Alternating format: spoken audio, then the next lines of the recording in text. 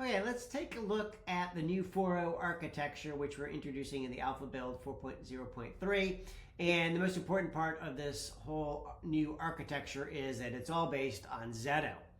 So these are the salient points of the new architecture. One is a unification of the sys, the project, and the Haxall runtime APIs. Basically, you're going to see all of those guys now share the same implementation, which is open source in the Haxall repo. And all of our extensions now are going to be Zeto libraries using a dotted naming convention. And you're going to see that all of our Axon functions are now backed by Zeto specs, okay? Instead of the old way that we might have worked with them as defs, is records in the database. So let's look at this diagram I've put together here. So in the 3.x architecture, we had one object called sys that managed the host level functionality for the virtual machine, and his plugin mechanism was sysmods. And then in our multi-tenant architecture, we had multiple projects that lived underneath the system, and its plugin mechanism was the extension. When we introduced Haxall, we took these same concepts and we created an API called HX Runtime and HX Lib. And these guys could run in the Skyspark architecture, but they were distinct sets of APIs. Now, with 4.0, we are making breaking changes, so we've taken all of these concepts and we've collapsed them both architecturally and in the set of APIs that you'll use, and it looks like this.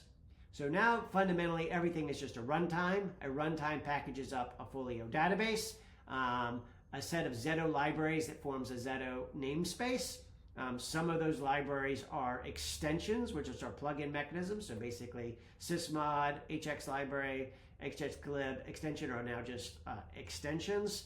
And then you can see sys and project are just specialized types of runtime. In Skyspark, you still have the multi-tenant architecture. In the Haxall daemon, there's basically one runtime that actually implements both sys and project. Let's jump over to the browser and look at these concepts through the UI and the docs. So first, I just want to show you the docs here. If we come down to your Phantom APIs and look at Haxall, we can see that now your key API here is runtime, okay? And remember, runtime is packaging up the Folio database. It's packaging up your Zeto libs as a namespace, and some of those libs are your extensions. So probably one of your key things here is your database, okay, which gives you a Folio database. You see you've still got all of your read and commit conveniences on runtime like you used to have in the project API. And then you've got your Zeto namespace. So this NS method will give you your namespace, which we can see this is a Zeto namespace. So this is your API for working with the libraries, the specs, your validation functions, all of that actually lives in this API as part of your Zeto API. And then we can see also you've got your APIs for dealing with watches, observables, extensions. Okay, all of that basically lives in this one API. Now, if we look at sys, you can see sys actually now is pretty much just the runtime API, and he adds basically this sysinfo, a couple basically what used to be your kind of your host meta. And if we look at the project API, you can see that he's just extending runtime with a few more things like for your project specs here, which is this is basically your project level functions, eventually your ION views, etc. So also I just want to point out here that your extension API, which used to live in SkyRFD, now lives in this module, your HX module, and he's got your sort of your standard lifestyle. So this guy replaces sysmod, HX lib, and project extension. Okay, just one concept now. And then you'll see the context API, another common API you would use server side now all lives in HX. So all of your public APIs you used in Skyspark have been migrated to Haxall in this HX pod. In terms of your namespace now, you're going to see this new namespace app. I've got a whole video on this. We'll take a look at this. This is where you're going to see all of your Zeto libraries and how they're managed as extensions. The biggest thing to keep note of here is everything is now using this dotted naming convention. Okay, so for example, hx.off.cluster instead of cluster off.